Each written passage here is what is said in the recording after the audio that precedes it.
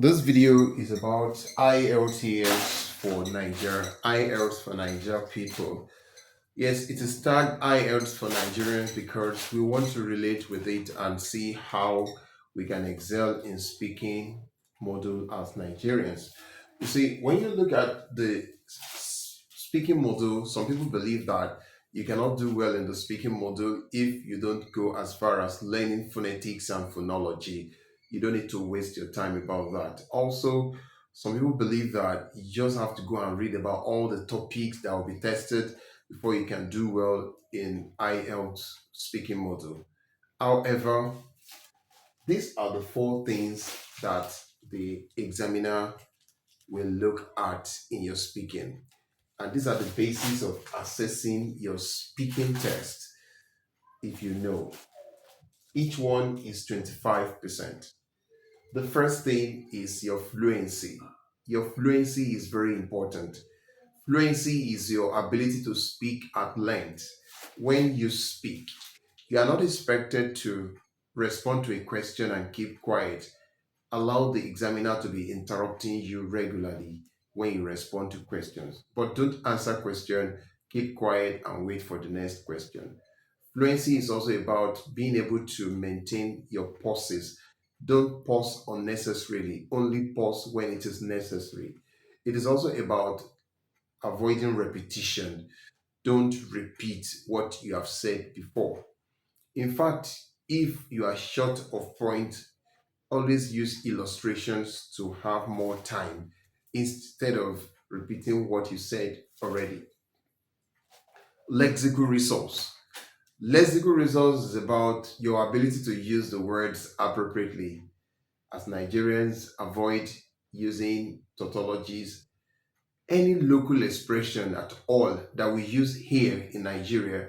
Anytime you use them in speaking, always clarify what you mean by them. You cannot mention Ikeja and keep quiet.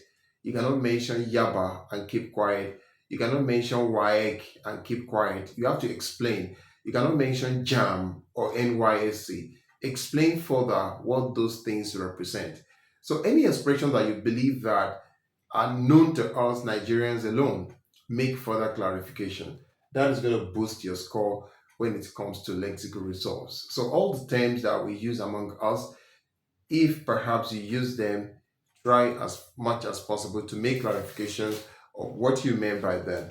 Then the next one is grammatical range and accuracy. The basic grammatical problems we have here is tenses. If you're able to use your tenses correctly, just know that if what you're talking, especially on your task card, if what you're talking about happened the same time, you're going to use the same tense. For example, something happened like 1 year ago, 5 months ago. You're going to use consistently the past tense to report that. So don't shift from the past tense to the present tense when reporting something that happened the same time. Always maintain the same tense. Also, subject verb agreement. When the subject is singular, the verb is also singular. So make sure you follow those rules. You don't need to learn all the grammar rules in the world, but learn the basic ones. Then pronunciation. About pronunciation, we're not talking about phonetics and phonology. Here it means you must be understood when you talk. There are some expressions that we don't pronounce as Nigerians. For example, we don't pronounce letter H. H is from the glottis. All right. So when you say happy, HIT should not be pronounced like IT. HIT is hate, while IT is just it. So those basic sounds that we don't pronounce very well are the things you're going to pay attention on. So maybe in my subsequent videos, I'm going to talk about the sounds that Nigerians don't pronounce very well in continuation of this. But this is just an introduction to the IELTS speaking model. Then the task. The tasks are three, as you know. But I need to let you know that the marks are not allotted for each task. It's an overall assessment of your performance in speaking. Now, task one, it's about introduction and interview. The examiner is going to ask you some questions for 30 seconds, but there is no mark for those questions. It's just an introduction. So the interview commences after 30, or if the interview commences after 30 seconds, where the examiner will be asking you some questions. However, you need to be calm. You need to be original. Don't fake anything. Just be yourself and you have your mark. I remember teaching a particular person about 4 years ago, and that person was speaking raw Nigerian English. You understand what I'm saying? Raw Nigerian pronunciation. And I told the person, just develop the confidence, be calm, and just be talking. And at the end of the day, the person scored 8 in speaking. I was surprised to see the score. You understand? So it means that if you're calm, you're original, you maintain a steady pace. You understand? I'm still coming to that. Then in task one, ensure that you do not use one word answer to respond to the question. Always make sure that your answers are in sentences.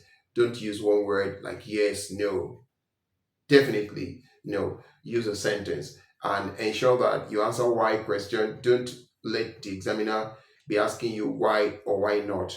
Always answer your why questions. You understand? What I'm saying is that do you go to work every day? Yes, I do because he didn't ask you why, but you have to answer why. Then again, don't pause for more than 5 seconds before you respond to the question. So take note of that too.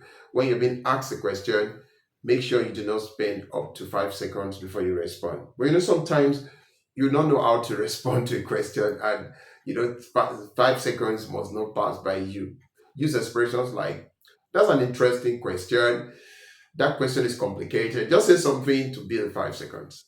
And again, that's about task one. The task one is about different topics like your family, your friends, your school, your place of work, your neighborhood, your hometown, your country, traveling, shopping, music, sports, food, TV, internet, telephone, and even attitude, nature. You just have to know something about all these topics so that you'll be able to speak. But don't forget, you have a right to divert the attention of the examiner, especially for the interview questions.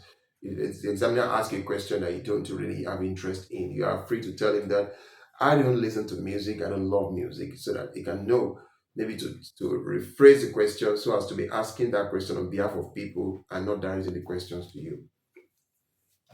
Task two is task card. Task card is just like when you're given a paper to study the paper for 1 minute and you speak for 2 minutes. Imagine, what are you going to plan in 1 minute?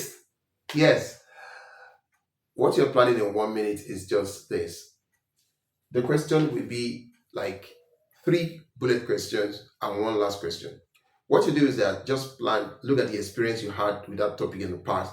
That experience is what you're going to use to start. You understand what I'm saying now? Maybe you are talking about you bought an item recently and you later disliked it. You should say where you bought it, why you bought it, where you bought it, and explain why you later disliked it.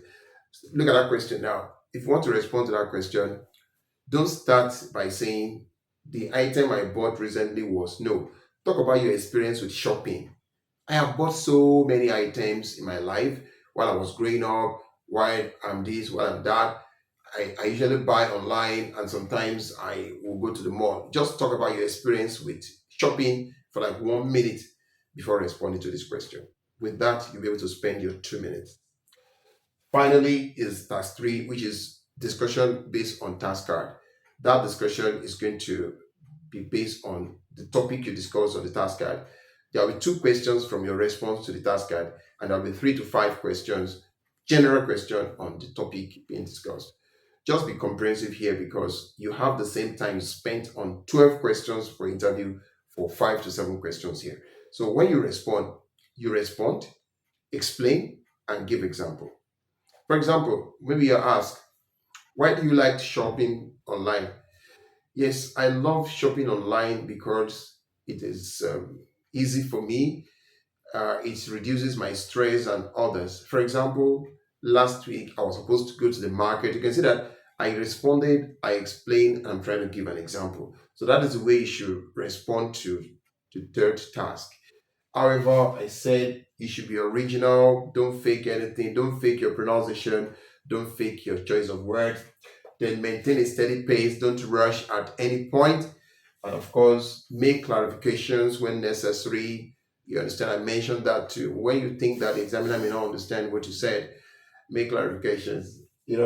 Eye contact, look straight into the eye of the examiner. Don't look sideways, and clarity. Make sure you speak loudly and clearly because your voice will be recorded, and that it is that recorded part of the exam that is